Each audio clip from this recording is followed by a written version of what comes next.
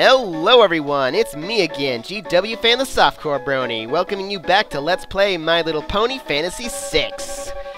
Sorry for the bit of a delay there. It's just I had some school and work and a couple other things keeping me busy. But hey, it's finally happening. I'm fighting the Czar Dragon. Legitimately, not by accident this time. Anyway, just as a brief little refresher in case you didn't watch the last video I made about the Czar Dragon, he has approximately 65,000 HP, but he, just like the goddess statues, he uses multiple lives to stay alive there. So, but in this case, 6 lives. So he has approximately 390,000 HP. This is not going to be a short fight, folks. Even I can't do it that quickly.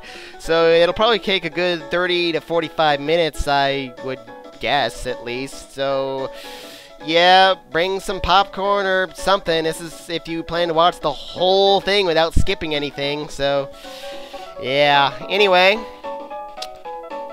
the first thing the Czar Dragon is going to be doing is wall change, which means he's going to change his weakness and his offenses to one of the 8 elements of the game: lightning, ice, water, wind, holy, earth, fire, and poison.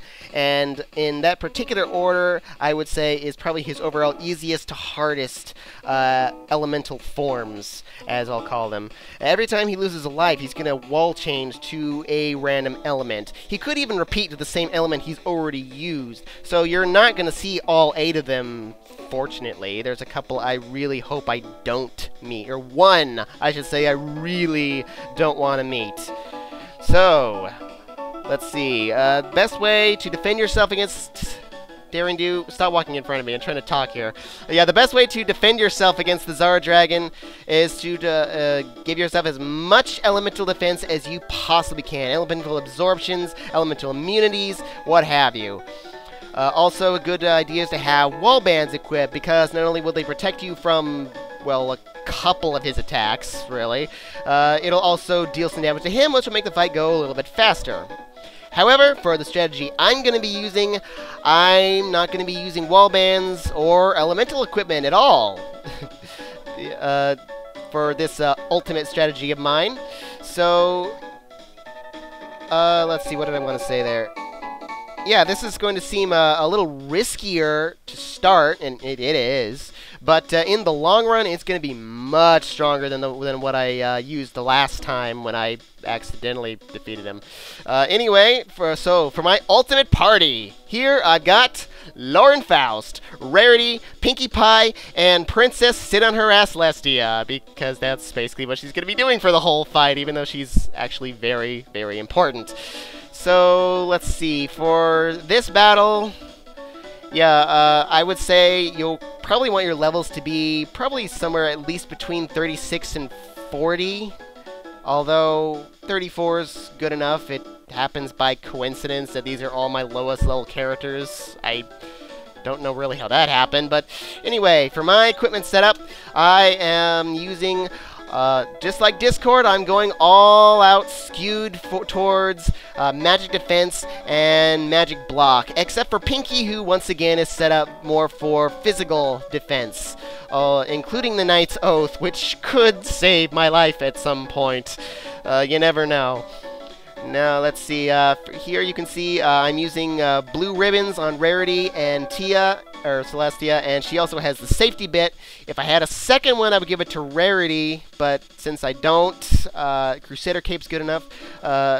Refresher again, the only way you're going to get more than one safety bit in the game is if you took the Ragnarok Esper instead of the sword. Now, Faust and Pinkie don't need those because they're going to be using random abilities to, specifically Magic Earn, to make themselves basically immune to everything the Czar Dragon can throw at us other than non-elemental and physical attacks, and also freeze and the curse status. So, let's see, for this, further preparation for this, I've gone ahead and taught Rarity and Celestia the Phoenix Esper for Life 2, Life 3, and Cure 3 specifically, and also Alexander for Dispel, which I did by fighting a couple of Cactrots. So yeah, for this fight, Rarity's equipped with Phoenix. I actually might not need, I've never actually needed it. Honestly, another one I might use instead is Palador, but only in a specific instance. And Celestia is, of course, equipped with Golem, because that's her main purpose in this fight. It's almost the only thing she's going to do, except in emergency cases. Let's see, Faust. Faust specifically is equipped with Unicorn and Random and items this time. They are rather important in case I need to restore MP or even use a Phoenix down, since I'm not using the magic command.